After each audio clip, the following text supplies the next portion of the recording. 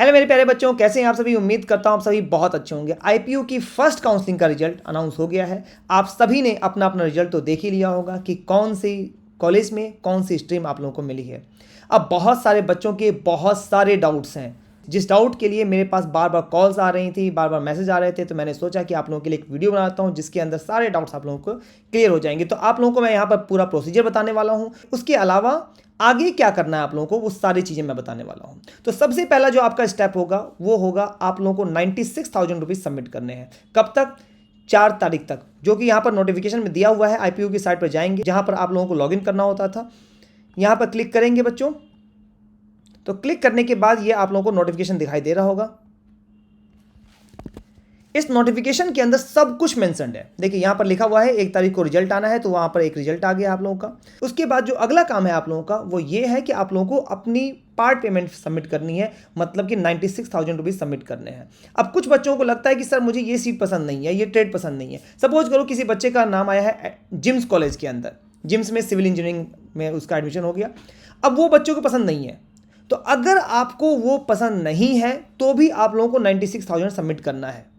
अगर आप लोगों को लगता है कि सर ये सीट बिल्कुल नहीं लेने वाला हूं, बेशक से मुझे पूरे साल का ड्रॉप करना पड़ जाए, उसके बावजूद भी आप लोगों को ये फीस सबमिट करनी है। रीजन क्या है उस चीज़ का मैं आप लोगों को ये बताता हूं। सपोज कीजिए कि आप अपनी फीस सबमिट नहीं करते हैं, उसकी वजह से आप आगे के किसी राउंड में अप्लाई नहीं कर पाएंगे। तो ये बहुत इंपॉर्टेंट है कि अगर आप आगे के राउंड की काउंसलिंग करना चाहते हैं तो डेफिनेटली इस फीस को सबमिट कर देना। ये हुआ हमारा स्टेप नंबर 1। उसके बाद आपको क्या करना है, जब आप फीस सबमिट कर देंगे तो वहां पर आपके पास 2 ऑप्शन आएंगे, एक आएगा फ्रीज और दूसरा आएगा फ्लॉट। अगर आप अपनी सीट से सेटिस्फाइड हैं, इसको बात को बहुत ध्यान से समझना, इस बात को बहुत ध्यान से समझना, अगर आप अपनी सीट से पूरी तरह से सेटिस्फाइड हैं तो उस केस में आप अपनी सीट को फ्रीज कर दें। लेकिन अगर आपको लगता है कि मैं अभी अपनी सीट से सेटिस्फाइड नहीं हूं, तो उस केस में आपको अपनी सीट को फ्रीज नहीं करना है, फ्लॉट करना है। अब फ्लॉट में क्या होता है बेटा, फ्लॉट में आप आगे के राउंड की काउंसलिंग में अप्लाई कर सकेंगे। अब कुछ बच्चों के डाउट ये है कि सर अगर मैं आगे के राउंड की काउंसलिंग में पार्टिसिपेट करना चाहता हूं तो क्या मैं अपनी जो चॉइसेस हैं उनको चेंज कर सकता हूं? तो डेफिनेटली बेटा आप लोग उस चॉइस को चेंज कर सकते हैं, उसमें कोई दिक्कत वाली बात नहीं है। लेकिन आप लोगों को सबसे पहले अपनी फीस सबमिट करनी है, उसके बाद आपको फ्रीज या फ्लॉट के ऊपर क्लिक करना है। अगर आपका फ्रीज हो गया फिर तो कोई दिक्कत वाली बात नहीं है, लेकिन अगर आपका फ्लॉट नहीं हुआ तो फ्लॉट करके आप नेक्स्ट राउंड में पार्टिसिपेट कर सकते हैं। जब आप अपनी सीट को फ्रीज कर देते हैं या फ्लॉट कर देते हैं, उसके बाद आपके सारे डॉक्यूमेंट वेरीफाई किए जाते हैं ऑनलाइन। ठीक है, मतलब कि जो भी आईपीयू के स्टाफ हैं वो आपके सारे डॉक्यूमेंट को ऑनलाइन चेक करेंगे कि जो भी आप लोगों ने डॉक्यूमेंट सबमिट किया है वो सारे डॉक्यूमेंट रेलिवेंट हैं या नहीं है।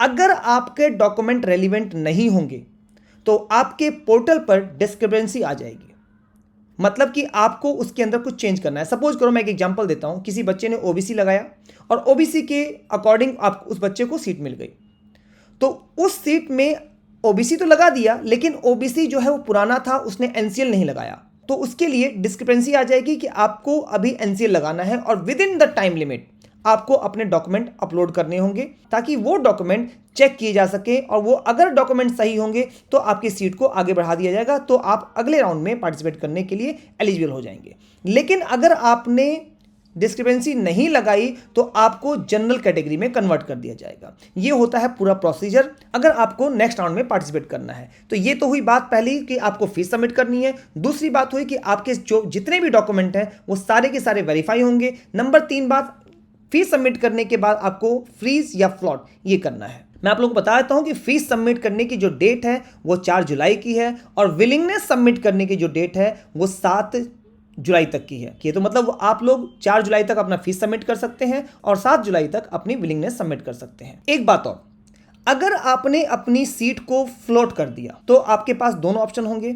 पहला ऑप्शन तो ये कि अगर आप अपनी ट्रेड को, अपनी चॉइसेस को चेंज नहीं करना चाहते हैं तो फिर कोई दिक्कत वाली बात नहीं है, उसी के अकॉर्डिंग अपग्रेड हो जाएगा। अगर आप चेंज करना चाहते हैं तो आप अपनी सीट को, अपनी चॉइसेस को चेंज कर सकते हैं। जो ऊपर नीचे करना चाहें तो ऊपर नीचे कर सकते हैं। सपोज करो कि यूएसआईसीटी में किसी बच्चे ने सीएससी को ऊपर डाला है, लेकिन वो चाहता है कि नहीं सेकंड राउंड में मुझे सीएससी नहीं, सीएससी डीएस चाहिए।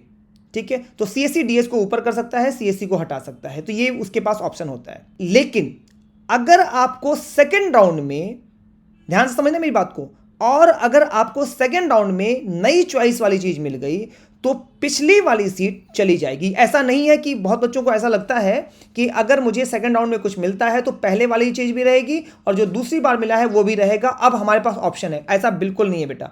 अगर आपको नई चीज मिल गई है तो उसके बाद जो पुरानी वाली जो अलॉटमेंट थी वो कैंसिल हो जाएगी और नई वाली अलॉटमेंट आपकी अलॉटमेंट रहेगी। तो इस बात को जरूर ध्यान रखना कि जो भी आपकी चॉइसेज होंगी अब वो बिल्कुल ऐसी चॉइसेज होंगी जो कि अभी जो चॉइस मिली है उससे सारी की सारी अच्छी चॉइसेज हो। जब आप नेक्स्ट राउंड की काउंसलिंग करेंगे तो आपकी जो चॉइस मिली है वो उस चॉइस से लेकर के नीचे की सारी चॉइसेस को आप लोग डिलीट कर देना और ऊपर की चॉइसेस को आप लोग रख लेना, ताकि अगर कुछ मिलना होगा तो ऊपर की चॉइसेस में से आप लोग को कुछ ना कुछ मिल जाएगा। बच्चों 3 कंडीशन ऐसी है जिसके अंदर आप लोग फर्दर राउंड ऑफ काउंसलिंग में पार्टिसिपेट नहीं कर सकते हैं। वो 3 कंडीशन क्या है? अगर आपको कोई सीट मिल गई, आपने फीस पेमेंट कर दी, लेकिन फीस पेमेंट करने के बाद अपनी सीट को विड्रॉ कर लिया, तो उस केस में आप आगे की राउंड में पार्टिसिपेट नहीं कर पाएंगे except spot round. Spot round में डेफिनेटली आप लोग पार्टिसिपेट कर सकते हैं। नंबर 1 बात विड्रॉ वाला केस।